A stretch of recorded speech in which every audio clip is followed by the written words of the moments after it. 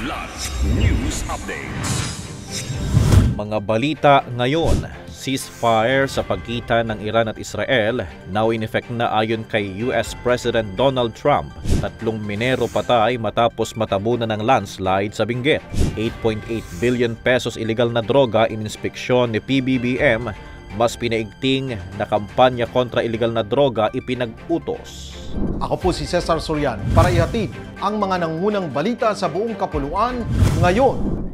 Inihayag ni United States President Donald Trump na nagsimula na ang ceasefire o tigil putukan sa pagitan ng Israel at Iran ngayong araw. Sa isang Truth Social post, sinabi ni Trump na ang ceasefire is now in effect at hinikayat ang dalawang bansa na huwag lumabag dito. Unang sinabi ng US leader na ang proseso sa tigil gera ay nagsimula noong 0400 GMT nitong Martes sa loob ng 24 oras. Unang nagsimula ang unilateral ceasefire ng Iran at susunod ang Israel pagkalipas ng 12 oras. Higit isang linggo na ang nakalipas nang magsimula ang palitan ng missiles launches ng dalawang bansa na ikinasawi ng daan-daan sa Iran at higit 20 sa Israel. Kamakailan lang din nang pumasok ang US sa tensyon nang binomba rin ito ang nuclear sites ng Iran. Patay ang 3 Minero habang isang 16 anyos na binatilyo ang sugatan matapos matabunan ng landslide ang kanilang barong-barong sa Camp 5, Akupan, Virac sa bayan ng Itogon, Benguet, bandang alas 6:30 ng gabi noong linggo.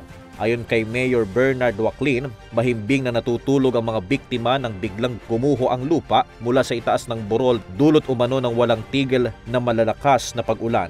Agad nakaligtas ang binatilyo at humingi ng tulong sa barangay. Mabilis namang rumisponde ang Itugon Municipal Police, Fire Station, MDRRMO at mga residente para sa search and rescue operation.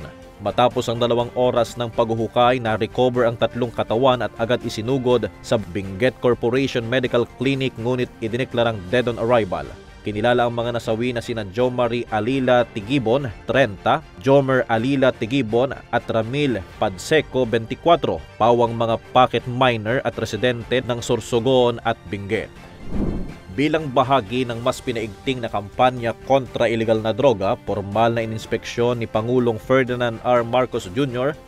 ang 8.8 billion pesos halaga ng shabu at iba pang droga na nakumpiska ng mga otoridad sa Philippine Drug Enforcement Agency o PDEA National Headquarters sa Quezon City ngayong araw ng Hunyo 24, 2025.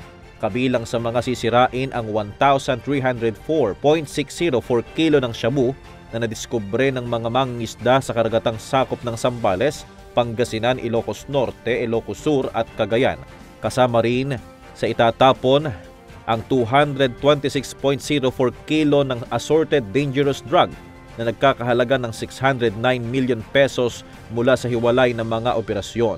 Ayon kay PDEA Director General Isagani Neres, sisirain ang lahat ng droga sa loob ng 24 oras sa pamamagitan ng thermal decomposition. Ipinag-utos ni PBBM sa iba't ibang concerned agencies na higpitan pa ang pagbabantay sa baybaying dagat upang hadlangan ang pagpuslit ng droga sa bansa.